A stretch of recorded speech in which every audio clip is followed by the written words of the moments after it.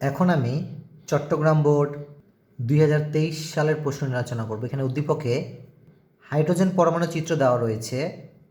এই হাইড্রোজেন পরমাণু চিত্রতে KLMN অর্থাৎ প্রথম শক্তি স্তর, দ্বিতীয় শক্তি স্তর, তৃতীয় শক্তি স্তর এবং চতুর্থ শক্তি স্তর দেওয়া রয়েছে এবং একটি ইলেকট্রন N হতে অর্থাৎ চতুর্থ শক্তি স্তর থেকে L শক্তি স্তর অর্থাৎ দ্বিতীয় শক্তি স্তরে স্থানান্তরিত হয়।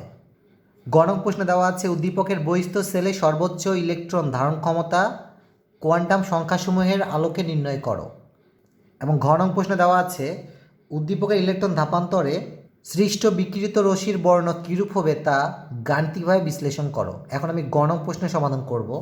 গণক প্রশ্নে লেখা আছে উদ্দীপকের বহিস্থ সেলে সর্বোচ্চ ইলেকট্রন ধারণ ক্ষমতা কোয়ান্টাম সংখ্যাসমূহের আলোকে নির্ণয় করো। এখানে উদ্দীপক অনুসারে বহিস্থ সেল হচ্ছে এন সেল এবং এন সেলের অর্থ হচ্ছে চতুর্থ শক্তি স্তর।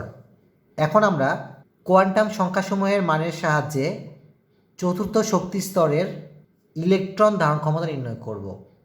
গণক প্রশ্ন অনুসারে উদ্দীপকের সর্ববহিস্থ শক্তি স্তর হচ্ছে চতুর্থ শক্তি স্তর, কাজেই প্রধান কোয়ান্টাম সংখ্যার মান হবে 4 এবং সহকারী কোয়ান্টাম সংখ্যার মান আমরা মূলত শক্তি স্তরের উপশক্তি স্তরগুলোর মানের সাহায্যে নির্ণয় করব।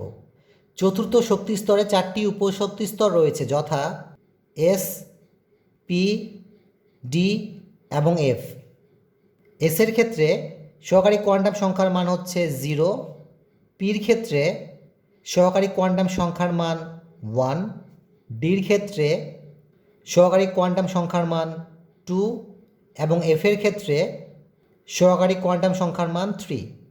সুতরাং এই চতুর্থ শক্তি স্তরে 4টি উপশক্তি স্তর রয়েছে, যথা এস যার মান 0, পি যার মান 1 এবং ডি যার মান 2 এবং এফ যার মান 3।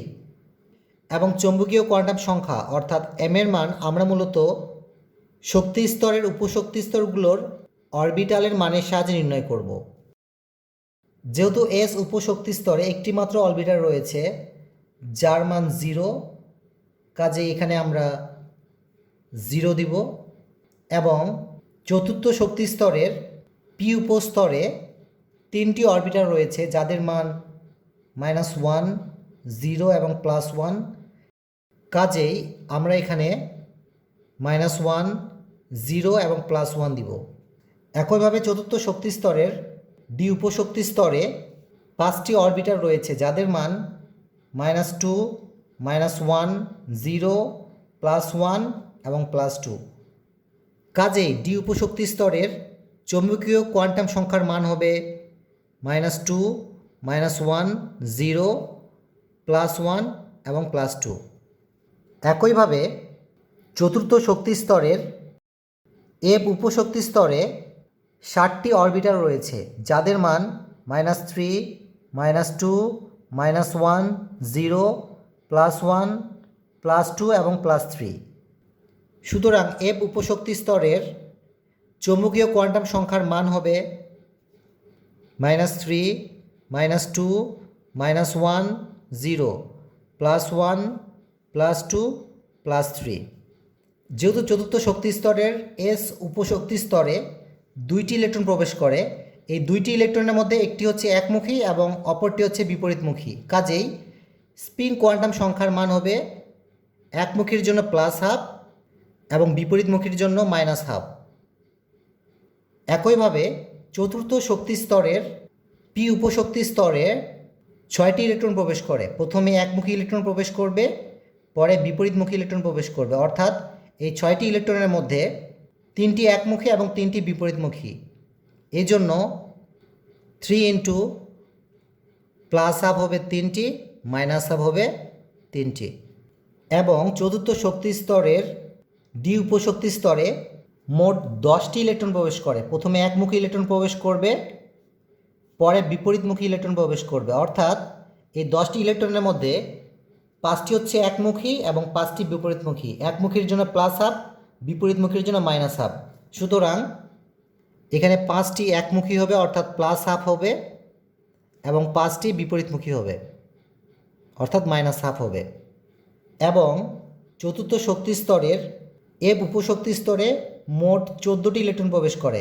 প্রথমে একমুখী ইলেকট্রন প্রবেশ করবে এবং পরবর্তীতে বিপরীতমুখী ইলেকট্রন প্রবেশ করবে। অর্থাৎ এই 14টি ইলেকট্রনের মধ্যে 60টি ইলেকট্রন হবে একমুখী অর্থাৎ প্লাস হাফ এবং 60টি ইলেকট্রন হবে মাইনাস হাফ। সুতরাং লেখা যায় 60টি ইলেকট্রন প্লাস হাফ এবং 60টি ইলেকট্রন মাইনাস হাফ। যেহেতু এস উপশক্তি স্তরে একটি মাত্র অরবিটাল রয়েছে, কাজে এখানে আমরা অরবিটালের সংখ্যার এখানে 1 দিব। পি উপশক্তি স্তরে 3টি অরবিটাল রয়েছে যাদের মান -1, 0 এবং +1, কাজে এখানে আমরা 3 দিব। একইভাবে ডি উপশক্তি স্তরে 5টি অরবিটাল রয়েছে, কাজে এখানে আমরা 5 দিব।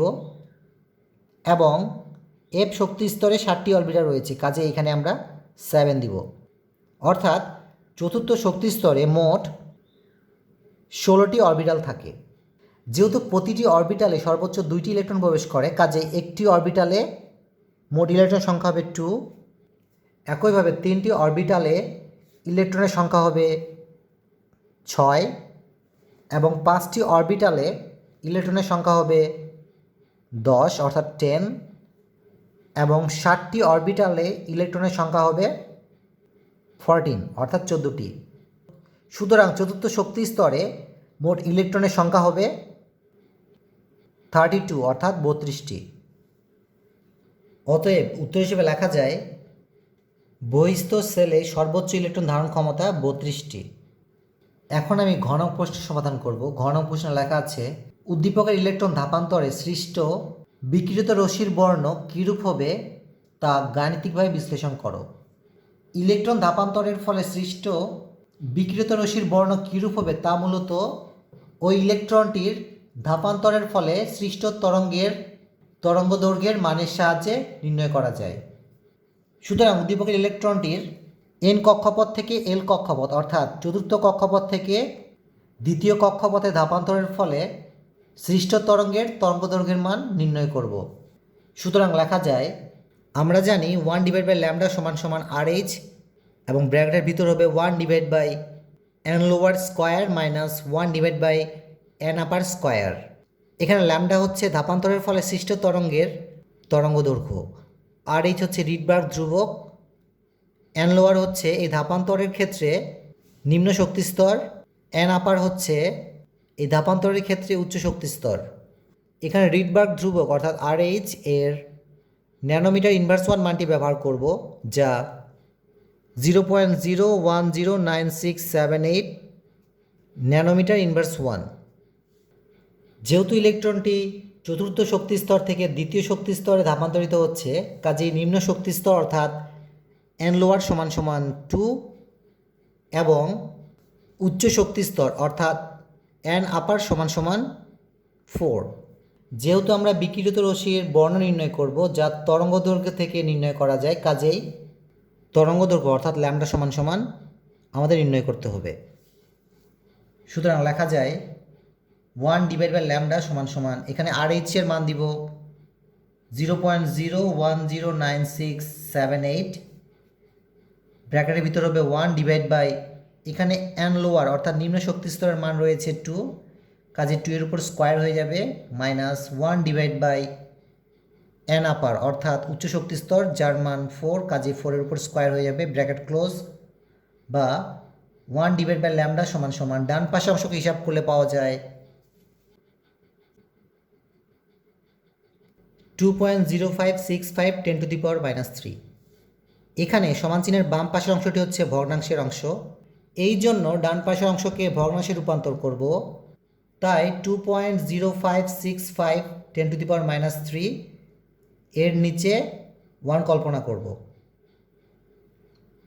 এখন আমরা ক্রস মাল্টিপ্লিকেশন করি, অর্থাৎ ল্যামডার সাথে 2.0565 10⁻³ গুণ হয়ে যাবে। সুতরাং লেখা যায় ল্যামডা মাল্টিপ্লাই 2.0565 10⁻³ সমান 1 এর সাথে 1 মাল্টিপ্লাই করলে 1 হয়ে যায়, বা ল্যামডা সমান ল্যামডার সাথে 2.0565 10⁻³ গুণ অবস্থায় আছে, যা ডান পাশে গিয়ে ভাগ হয়ে যাবে, অর্থাৎ এই দাগটি নিচে চলে যাবে 2.0565 10⁻³ এবং উপরে 1 থাকে, বা ল্যামডা সমান সমান ডান পাশে অংশকে হিসাব করলে পাওয়া যায় 486। এখানটাও খেয়াল করুন, যেহেতু আমরা RH এর ন্যানোমিটার ইনভার্স 1 এর মানটি বসিয়েছি, কাজেই এখানে ল্যামডার একক হবে ন্যানোমিটার। যদি কোনো বিকিরিত বর্ণালী রেখার তরঙ্গদৈর্ঘ্যের মান 475 ন্যানোমিটার থেকে 495 ন্যানোমিটারের মধ্যে থাকে, তবে দৃশ্যমান আলোর বর্ণ হবে আসমানি। ঘন প্রশ্ন অনুসারে ইলেকট্রনটি চতুর্থ কক্ষপথ থেকে দ্বিতীয় কক্ষপথে ধাপান্তরের ফলে সৃষ্ট তরঙ্গদৈর্ঘ্যের মান পেয়েছি 486 ন্যানোমিটার, যা আসমানি বর্ণের তরঙ্গদৈর্ঘ্যের সীমার মধ্যে অবস্থিত। কাজেই উদ্দীপকের ইলেকট্রনটি ধাপান্তরের ফলে সৃষ্ট বিকিরিত রশ্মির বর্ণ হবে আসমানি। অতএব লেখা যায়, উদ্দীপকের ইলেকট্রন ধাপান্তরে সৃষ্ট বিকিরিত রশ্মির বর্ণ হবে আসমানি। সকলকে ধন্যবাদ দেই শোনার জন্য।